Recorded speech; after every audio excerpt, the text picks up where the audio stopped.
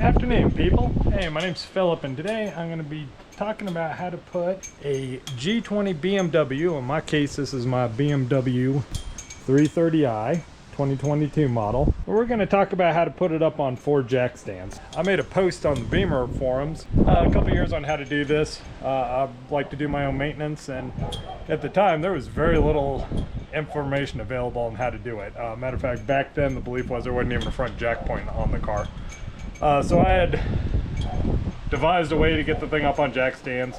As the post evolved, more people came forward and we found out that, hey, actually there is a front jack point on this car. You just can't see it. I continued to evolve the post, and more or less what I'm going to do is I'm going to show you the method today that I use. It's by far the easiest and fastest. We're just going to go through it. The nice part about this is you do not need ramps to put this car in the air. You can put it up in the air straight from the ground, so if you're like sitting in a garage with not too much space like I am and it's windy and cold outside, and you want to work in the garage and close the garage door, well, this is going to be how we do it. So the tools that we're going to need for this is we're going to need a jack, and it needs to be a low profile jack, very important. The cheap 3-ton Daytona jack from Harbor Freight is the ideal jack to use. We're also going to need a block of wood. So I have single block of wood. It's a cut piece of 2x4. I don't think it really matters how wide it is. It's just 2x4. And then I have another one where I have 3 2x4s, and they're screwed together to make a nice solid block. If I start with the car on ramps for any reason, I'll use the 3 blocks. Otherwise, I can use the 1 block. In addition, I'm going to need jack stands. I use Craftsman 3-ton. And then I'm going to need these. These are the BMW specific adapters to go into the vehicle jack points that are on 4 corners of the car. In this case, I bought these off of Amazon. They cost me like a whopping $35, and so far they've worked great. They're made out of aluminum. We're also going to need some heavy-duty tape. I'll show you why. That should be about it. So hey, let's get into it and get this car up in the air so I can do a brake job on it. So the trickiest part of this job is getting the jack positioned under the subframe on the front of the car when the car is on the ground. If y'all at home that are wanting to do this have any doubt on where to place this jack, by all means put the car up on ramps. It will give you a lot more visibility on where to place the jack. The first thing I'm doing is I'm positioning my jack, and I have it dead center of the front of the car. You can see my jack. What I'm looking for is I've got my plastic cover for the oil change. Well, behind it I have 2 screws. 1 screw, and on the other side of this half moon piece is a 2nd screw. In between these 2 screws under this cover is the subframe. If I set this wooden jack between these 2 bolts on this kind of half moon indentation, this block of wood is now centered on the subframe, which is what this cardboardy plastic panel is bolted to.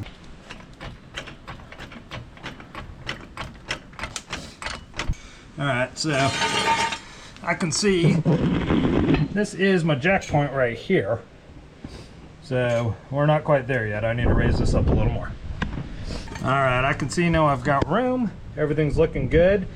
However, I need to put my adapter in, because I don't want this pressing on this, because, well, you can see it's just a lip and then it indents.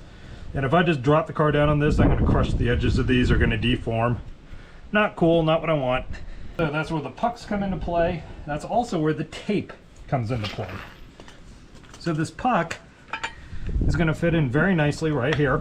However, it's not going to stay. All right. That's what you get when you buy something for 35 bucks off Amazon. So what I do is I use a little bit of super sticky tape, like Gorilla Tape in this case. And I don't need this thing like bolted on within an inch of its life, but what I do need is I need it taped in place. It doesn't need to be pretty, it just needs to not fall out. Definitely take your time with this job, okay? It's all about, you don't want this car that weighs like 3,700 pounds to fall on you when you're working on it or under it. So this is not the time to be in a rush. Alright guys, so we're halfway done. We got the front of the car jacked up. You can see it. If I look down, come underneath, there's my jack stands, there's my puck. These rubber pieces are going to deform a little bit because they're a little bigger than the jack stand. but I can tell my puck's perfectly centered on the stand itself. Very solid, it's not moving. I can push on the car, it's not moving. And I double check the other side as well. We're at the rear of the car now. It's always a little bit tight when we start with the car on the ground. However, what I'm looking for is my rear jack point is going to be the differential. So the differential's right here, I'm pointing to it. Now this rear differential cover is bolted on. I don't want to lift from the rear differential cover because I don't want to put extraneous strain on these bolts and maybe run the risk of a leak. So I'm actually lifting from just barely in front of this cover. Now I take it slow and I use a block of wood because this front part of the differential that this cover bolts to does angle up and forward just a touch, probably about 10 degrees. As long as you take your time and are deliberate with your wood and jack placement, it's going to be very solid. If you're super sloppy and set it too far forward, or it's cocked off and stupid, you do run the risk of it slipping. In this configuration, the jack does have to be at an angle. It can't be dead under the center of the car because in my case I have the AWE touring exhaust and the exhaust pipe gets in the way of the jack.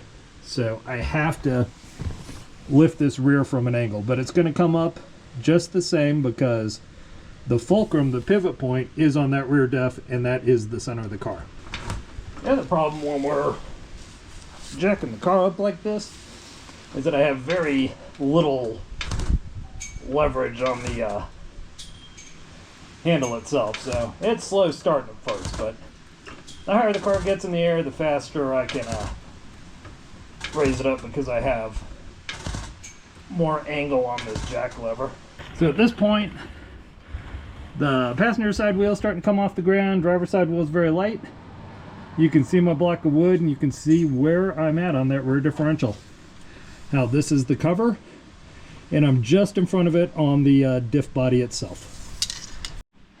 Alright, now I'm going to jack this car up to a point where it's level. And what I mean by level is I want the hood and the trunk to be about the same. Alright, so we got our jack stands in place.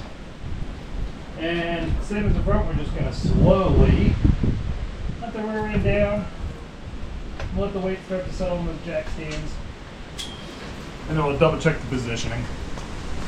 So on this stand, my puck is centered both sides because it does overhang. It's not going anywhere, I like it. We'll check the other side, make sure it does the same. Alright guys, last thing we're going to do now that we got this car up on the jack stands is we're going to go around. We're going to give it a good shake on each corner. We want to make sure it's good and solid. And I'm not going to be too nice about it. I'm going to give it a good, solid shake. Okay? We're not putting the sheet metal in, but we're giving it a good hard move because we don't want this going anywhere. Okay. So I've gone all the way around the car. I've shook each corner good and hard.